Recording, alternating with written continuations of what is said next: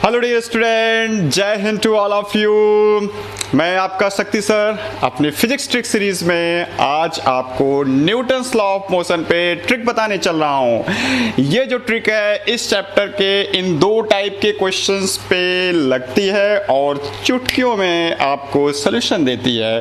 देखो, पहले टाइप का क्वेश्चन ये रहता है कि संपर्क में रखे पिंड, ब्लॉक्स इन कॉन्टैक्ट। दूसरे प्रकार का क्वेश्चन होता है डोरी से बंधे पिंड, blocks tied to a string. ये दो टाइप के क्वेश्चंस होते हैं। इस पे बेस्ड क्वेश्चंस आपके एनडीए के पेपर में, एयरफोर्स के पेपर में पूछा जाता रहता है। जो पहले टाइप का क्वेश्चन है इस पे क्वेश्चन आपसे क्या पूछने वाला है, इस पे कहेगा कि ब्लॉक्स की जो हुए जैसे M1 M2 M3, यहाँ पे हमने आपको समझाने के लिए ब्लॉक्स ले रखे हैं। तो आपसे पूछेगा किसी ब्लॉक का एक्सेलरेशन क्या होगा, त्वरण क्या होगा किसी ब्लॉक का। दूसरे क्वेश्चन इसमें जो आपसे पूछेगा वो पूछेगा ब्लॉक्स के बीच में लगने वाला कॉन्टैक्ट फोर्स कितना होगा, that is M1 M2 block के बीच में लगने वाला स्पर्श बल कितना होगा, या M2 M3 ब्लॉक के बीच में लगने वाला स्पर्श बल या कॉन्टैक्ट फोर्स कितना होगा। और दूसरे प्रकार का जो क्वेश्चन आपसे इसमें दूसरे टाइप के क्वेश्चंस में जो दो क्वेश्चन पूछेगा, सेम क्वेश्चन है acceleration of any one of the blocks, किसी एक ब्लॉक का एक्सेलरेशन पूछ लेगा। या दूसरा क्वेश्चन आपसे पूछेगा कि what will be the tension force between the strings, what will the tension force between the blocks, block के बीच में टेंशन फोर्स कितना होगा, तनाव बल कितना होगा, ये क्वेश्चन आपसे पूछेगा। अब इन दोनों क्वेश्चंस को हम बहुत ही आसानी से सॉल्व करेंगे, बस एग्जाम।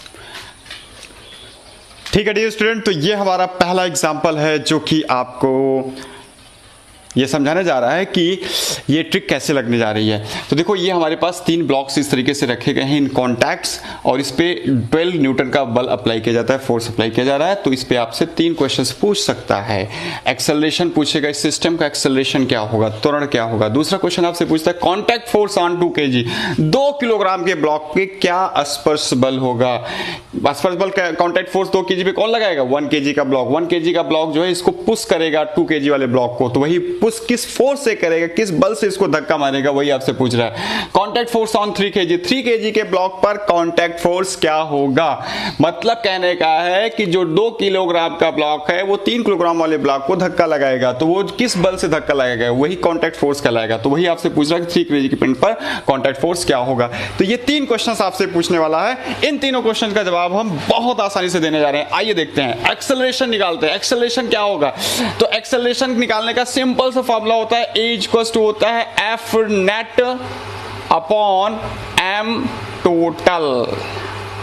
ठीक है, नेट फोर्स आपका सिस्टम पर नेट फोर्स कितना है, तो सिस्टम पर नेट फोर्स है आपका 12 न्यूटन।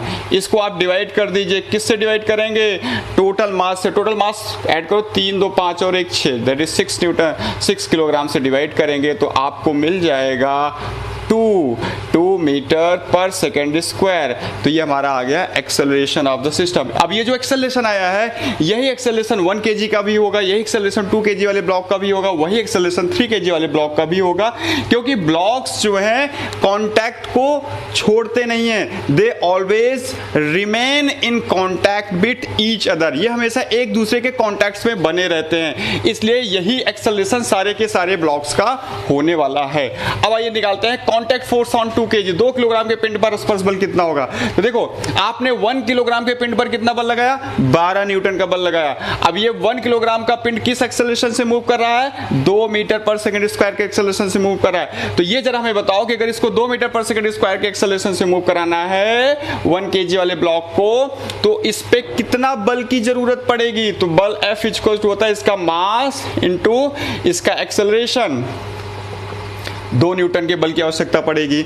आपने लगाया कितना इस पे बाहर से, 12 न्यूटन का बल लगाया, तो 12 में से जो 2 न्यूटन है वो यूज कर लेगा, बचा हुआ 12 माइनस 2 रेस्ट या रेस्ट फोर्स कितना हो जाएगा, 12 Newton minus 2 Newton, that is 10 Newton. ये जो बचा हुआ बल आपका 10 न्यूटन है ये ट्रांसफर कर देगा 2 किलोग्राम के ब्लॉक पे, दैट इज ये 2 किलोग्राम ब्लॉक को 10 न्यूटन के बल से धक्का लगाएगा। यही हमारा कॉन्टैक्ट फोर्स आ जाएगा ऑन द 2 kg ब्लॉक। अब और देखते हैं 3 kg के ब्लॉक पे कितना कॉन्टैक्ट फोर्स होगा। तो देखो 3 kg के ये जरा पहले पता करते हैं कि 2 kg का जो हमारा ब्लॉक है ये किस एक्सेलरेशन से मूव कर रहा है, 2 मीटर पर सेकंड स्क्वायर से मूव मूव कर रहा है, तो इसको 2 मीटर पर सेकंड स्क्वायर से एक्सेलरेशन से मूव करने के लिए कितने बल की आवश्यकता होगी?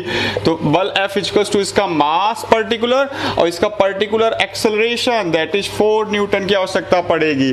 अच्छा, इस पे कितना बल ट्रांसफर हुआ था? 10 न्यूटन का बल ट्रांसफर हुआ था, तो रिमेनिंग कितना हो जाएगा? बचा हुआ कितना हो जाएगा? तो 10 minus 4, 10 Newton minus 4 Newton that is 6 Newton. तो ये जो 6 न्यूटन बचा हुआ बल है ये ट्रांसफर हो जाएगा 3 kg के ब्लॉक पे, that is the contact force on the 3 kg block will be 6 Newton. इस तरीके से आपने इस पे बेस्ड दोनों प्रकार के क्वेश्चंस को, तीनों प्रकार के क्वेश्चंस का आंसरिंग कर लिया। अब आओ एक दूसरा एग्जांपल और लेते हैं स्ट्रिंग वाले क्वेश्चंस के लिए, डोरी से बंधे। ओके डियर स्टूडेंट, तो ये हमारा है next that is second question to explain this trick. इस ट्रिक को समझाने के लिए हमारा दूसरा एग्जांपल है।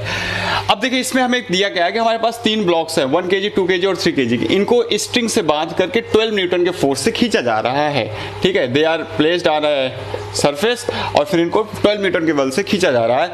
अच्छा, 1 kg वाले ब्लॉक और 2 kg वाले ब्लॉक के बीच में जो टेंशन फोर्स है वो T2 नाम दे दिया हमने इसको, और 2 kg और 3 kg वाले ब्लॉक के बीच में टेंशन फोर्स जो है वो उसको हमने नाम दे दिया T3।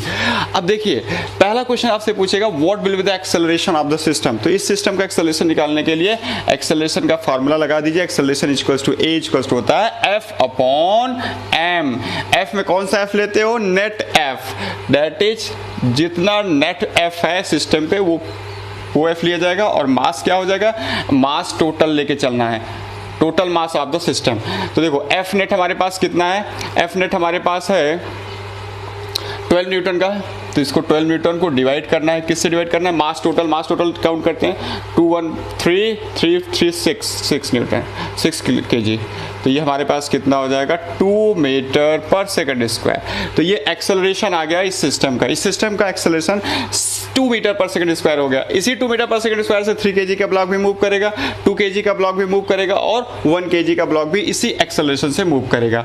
अब हमें निकालना क्या? हमें निकालना टेंशन T3, तनाव बल T3 का मान क्या होगा, और दूसरा क्वेश्चन है टेंशन T2 का मान कितना होगा। बहुत आसान से देखिए, सबसे पहले ये देखो, ये ब्लॉक जो है 1 kg का वो किस एक्सेलरेशन से मूव करेगा? 12 न्यूटन जब बल लगाओगे सिस्टम पे तो ये 2 मीटर पर सेकंड स्क्वायर एक्सेलरेशन से मूव करेगा। तो ये जरा पता करते हैं कि इसको 2 मीटर पर सेकंड स्क्वायर से 1 kg के ब्लॉक को मूव करने के लिए कितने फोर्स की जरूरत पड़ती है। तो फोर्स F इक्वल टू हो जाएगा इसका मास 1 kg इनटू इसका एक्सेलरेशन 2 मीटर पर second square, that is 2 Newton के बल की आवश्यकता होगी। लगाया आपने कितना है? 12 न्यूटन का बल। तो बचा हुआ बल कितना हो गया? बचा बल कितना हो जाएगा? रेस्ट फोर्स कितना हो जाएगा? 12 Newton minus 2 Newton that is 10 Newton. अभी जो 10 न्यूटन का बल हुआ, यही 10 न्यूटन का बल 2 kg के ब्लॉक पे ट्रांसफर हो जाएगा टेंशन T2 के माध्यम से। तो T2 का मान कितना हो गया? T2 हो गया आपका 10 न्यूटन। हो गया पहला क्वेश्चन। इस पे आते हैं, टेंशन T3 निकालते हैं। अब देखो ये 2 kg का ब्लॉक भी इसी एक्सेलरेशन से मूव करेगा 2 मीटर पर सेकंड स्क्वायर से। तो 2 kg के ब्लॉक को 2 मीटर पर सेकंड स्क्वायर से मूव करने के लिए कितने फोर्स की आवश्यकता होगी? तो F इक्वल्स टू इसका मास 2 इनटू इसका एक्सेलरेशन 2 दैट इज 4 न्यूटन की आवश्यकता होगी। आपने कितना बल इसको दिया था T2 के माध्यम से? आपने 10 न्यूटन का बल दिया था, तो बचा बल कितना हो जाएगा? बचा बल हो जाएगा 10 Newton minus 4 Newton that is 6 Newton. इसका मतलब हुआ कि 6 न्यूटन का बल ये T3 के माध्यम से 3 kg पे ट्रांसफर कर देगा। तो T3 की वैल्यू कितनी हो गई? तो T3 की वैल्यू हो गई 6 न्यूटन। यही हमारा T3 की वैल्यू हो जाएगी। T3 की वैल्यू हमारी हो जाएगी 6 न्यूटन।